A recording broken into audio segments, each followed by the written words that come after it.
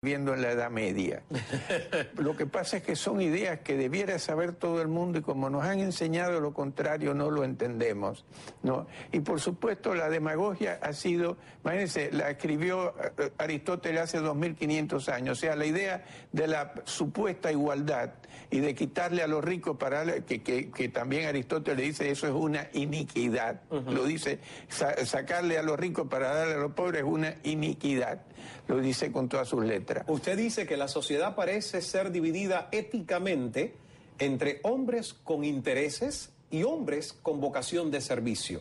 La historia muestra que estos últimos prestan muy malos servicios. ¿Quiere que le diga la verdad que eso casi es una paráfrasis de Adam Smith? Porque el que lo dijo así también fue él, cuando se refirió precisamente a lo que se ha llamado la mano invisible.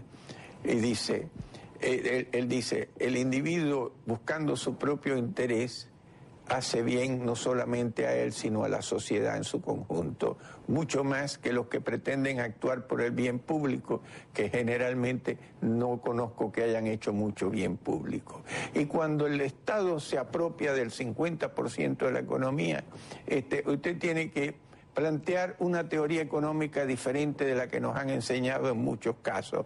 Y esto es el problema de Europa. Europa, mire... Y ahí vamos ya a entrar a lo que quedó pendiente de las causas de las crisis en Europa y en Estados Unidos. Y sí, y lo voy a hacer muy simple. En Europa, entre el 60 y el 70...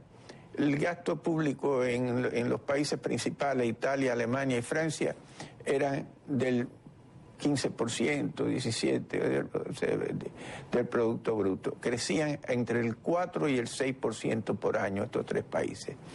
En la década del 2000 llegaron prácticamente al 50%, Francia llegó al 56%, por eso cuando dicen que el problema es Grecia, no, Grecia es el ejemplo del problema, pero no es el problema es mucho más amplio, ¿no?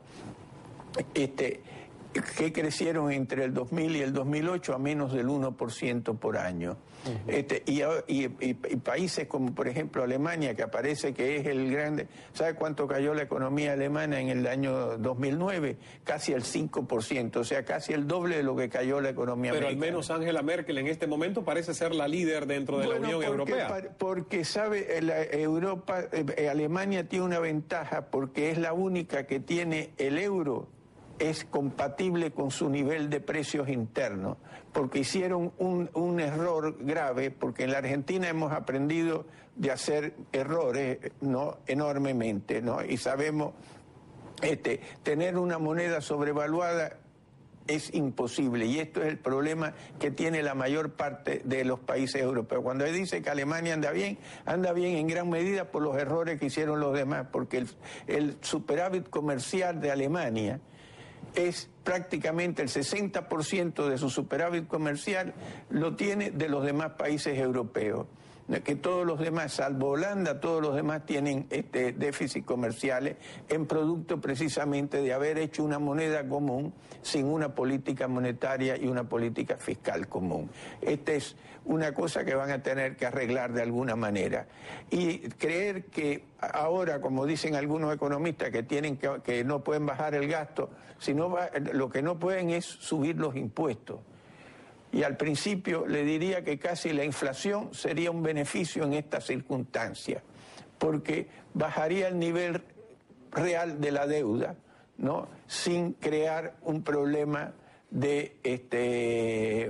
financiero al sistema bancario, porque le quieren echar la culpa ahora a los bancos del problema, y los bancos lo único que hicieron fue normalmente usar los créditos, los errores que cometen los gobiernos. En el caso de Europa. ¿Y en el caso de Estados Unidos fueron los bancos los culpables de la crisis de acá?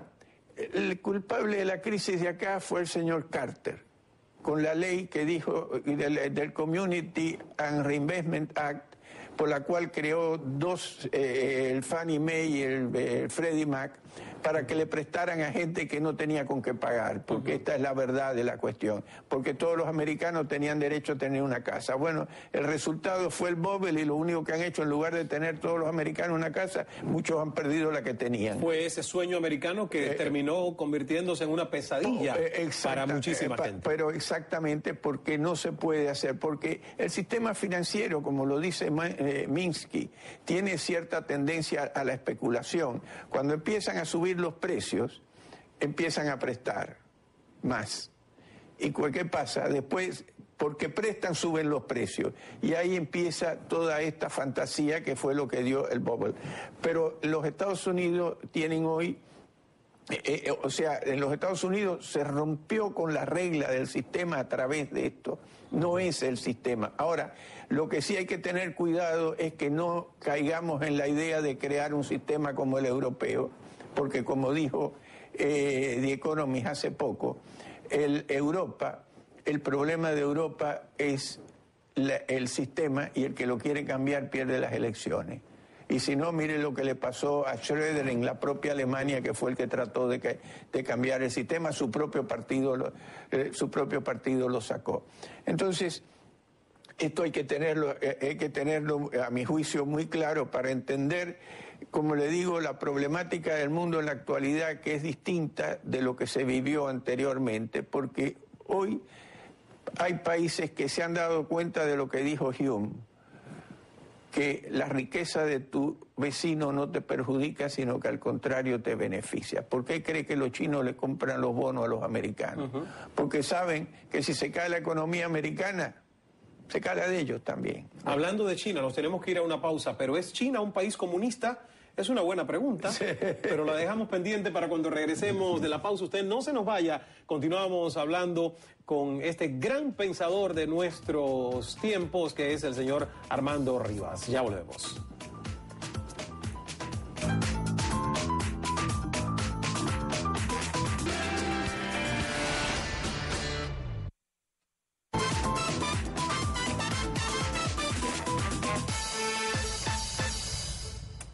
Gracias por continuar con nosotros. Estamos en vivo, una hora interactiva de Cala con un intelectual de talla extra. Yo llamo este programa un programa de colección, al menos yo lo voy a coleccionar para volver a verlo y aprender de todo lo que estamos conversando hoy. Un intelectual de verdad, con muchísimo conocimiento. Hay muchísima gente que pudiera pensar que usted defiende de la manera en que habla a Estados Unidos. Otros tienen un sentimiento totalmente contrario y ven a Estados Unidos como un gendarme mundial, como el famoso imperio. ¿Es un imperio Estados Unidos? Precisamente tengo un artículo diciendo que Estados Unidos no es un imperio.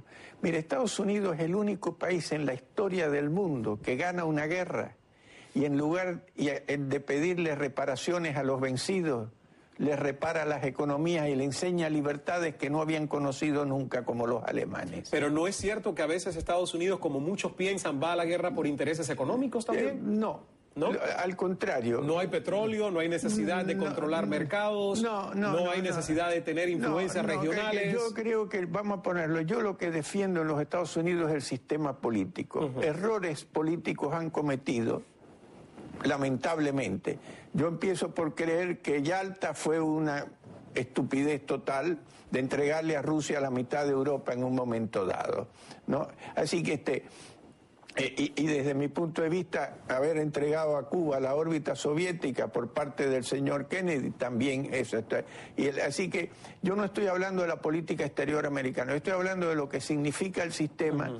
Y fíjense que los Estados Unidos, para que entrara en la guerra, en la Segunda Guerra Mundial, todos dicen que Roosevelt sabía que iban a bombardear Pearl Harbor, porque el americano vive inward looking de alguna manera, ¿no? O sea, mirando hacia adentro porque viven bien. ¿Y para qué se van a preocupar, no, de lo? Bueno, de hecho, muchos americanos no conocen el resto del mundo. Y claro, es increíble una estadística que escuché ya hace algún tiempo de el porcentaje tan pequeño de ciudadanos estadounidenses que tiene pasaporte para salir al extranjero. O sea, es increíble, algo que nunca lo hubiera imaginado. Pero pasemos a China. No, sí, pero antes de China quiero hacer una observación, si me lo permite, que he hablado todo el tiempo del rule of law y no del capitalismo. Porque para discutir con la izquierda hay que discutir ética y política, porque se han apropiado de la ética. Y nosotros cuando decimos que somos capitalistas somos materialistas y ellos son generosos. Y entonces llorando por los pobres se aprovechan de los pobres para tomar el poder y después se quedan con la plata.